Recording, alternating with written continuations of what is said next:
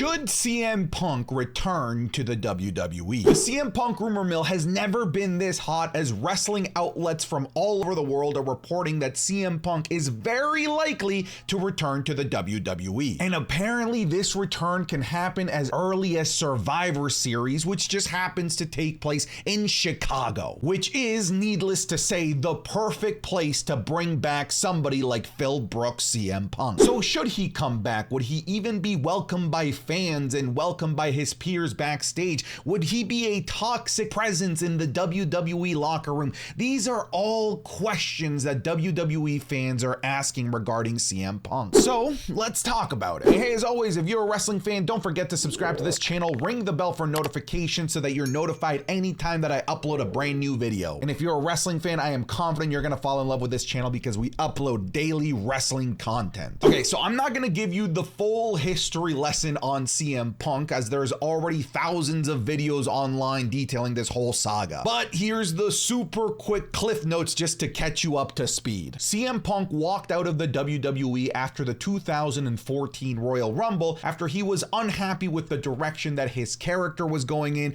the direction of the business, and his deteriorating health because of botched moves from the likes of Ryback. There was also a problem with the way that medical staff was handling his injuries, and he got pissed and he up and left. Now, a few months later, WWE fired him, allegedly unintentionally, on CM Punk's wedding day, which obviously did not land very well with CM Punk and further divided the two, ensuring that these two would just never ever work again. It just ultimately seemed like the relationship between WWE and CM Punk was just irreparable at that point. Now, fast forward to 2021, and All Elite Wrestling, AEW, is now up and running and fully in business, and they managed to bring CM Punk out of his 7-year retirement. And the entire professional wrestling world would collectively go bananas. Fans were happy that CM Punk was back, CM Punk merch was selling like crazy, and AEW ratings saw a major spike because of CM Punk. However, this honeymoon period would abruptly end a little bit over a year after CM Punk's debut, after he said some off-the-cuff shit during a 2022 press conference after All Out. And the things that he said would eventually lead to a verbal and physical altercation between CM Punk, Kenny Omega, and the two fellas from the Young Bucks,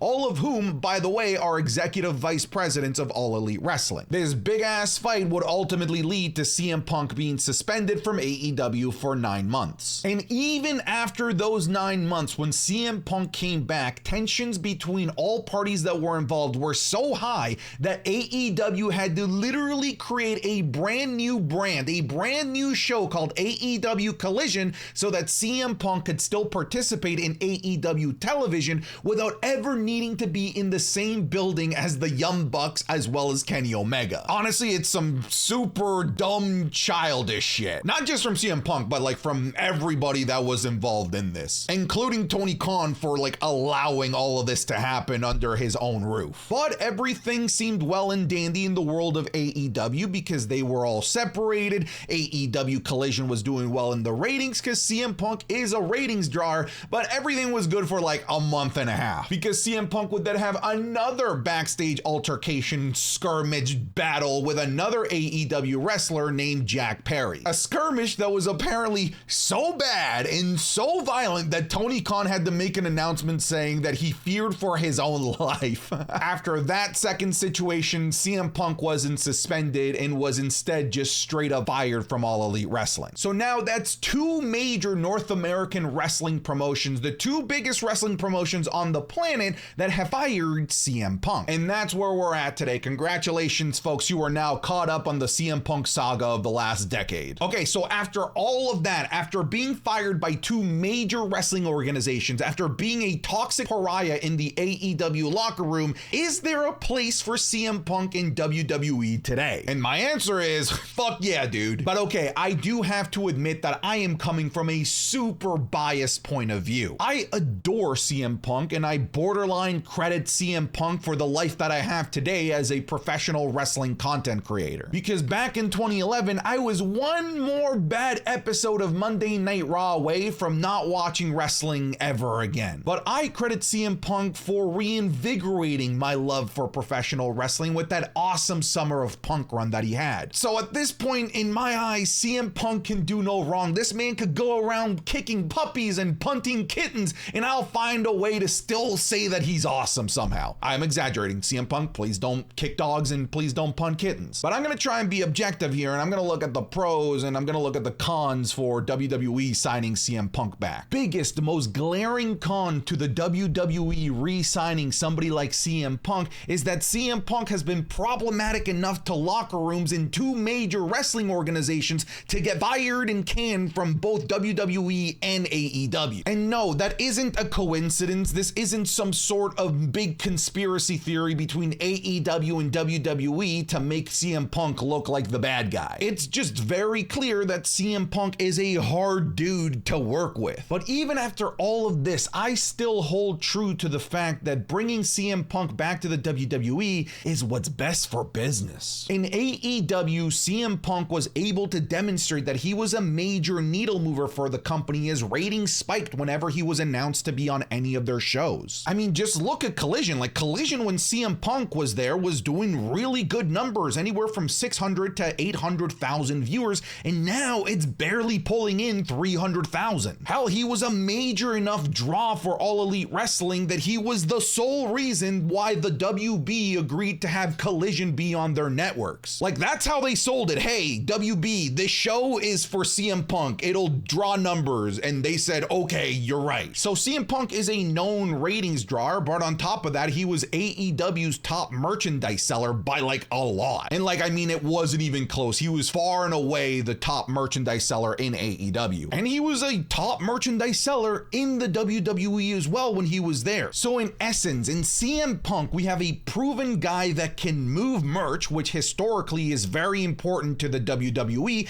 as they look at merch sales as a barometer to determine whether somebody is over with the fans or not. And if they sell a lot of merch, they tend to push that person. But we also have a guy that was a big enough draw for AEW to help them secure a TV deal for Collision. And it just so happens that the WWE is in the middle of TV renegotiation rights for Raw and NXT. So it stands to reason if AEW was able to utilize and leverage Punk to land themselves a TV rights deal, I think the WWE can use and leverage Punk to earn a lot more money for their upcoming renegotiation deal. Hey, if anything else, at the very minimum, they can use CM Punk as a sort of one-up to AEW, as a way to show the world, hey, this is actually how you use and manage somebody like a CM Punk. This is how you squeeze money out of CM Punk. And hey, just based on how the WWE reacted to NXT having to go up head-to-head against Dynamite,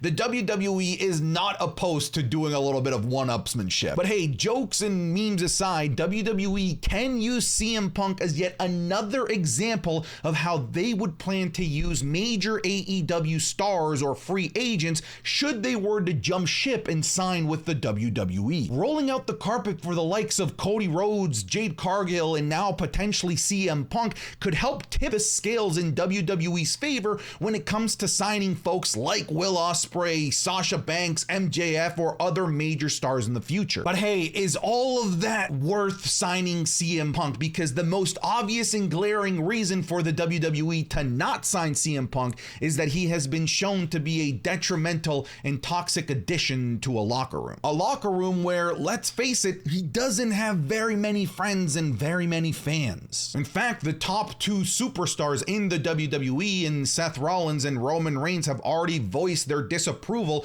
of the WWE signing CM Punk. So yeah, there are those that are concerned that CM Punk would derail the direction that the WWE is going towards. Because right now, the WWE is in a major trajectory to continue to push forward into the mainstream and do insane numbers. However, honestly, the WWE is just too big and too well equipped to let somebody like CM Punk derail any of that. Because in the WWE today, CM Punk just can't toss his weight around to win backstage politics. In AEW, sure, he was a giant fish in a much smaller pond, but in the WWE, he's just a spoke in the wheel, and the wheel is gonna keep turning regardless of whether or not CM Punk wants to play or not. In essence, CM Punk's drama queen bullshit just wouldn't fly in today's WWE. Not to mention the fact that CM Punk literally holds zero leverage against the WWE now, because he can't just jump ship over to AEW because he just got fired from there. So if CM Punk holds no leverage and he can't toss his weight around, it just means that the WWE is going to be able to easily control his backstage shenanigans. They're going to be able to easily control and prevent any of that toxic behavior from spewing into the WWE locker room just like that. So if the WWE can use CM Punk for their financial advantage, use him to help sign major free agents, all while being able to control his backstage antics, I just don't see a reason why they shouldn't bring him and give us dream matches and dream feuds that we've been clamoring for. Punk versus Gunther versus Rollins versus Cody versus Reigns versus Theory versus Finn versus LA Knight, Nakamura, Kevin Owens. The list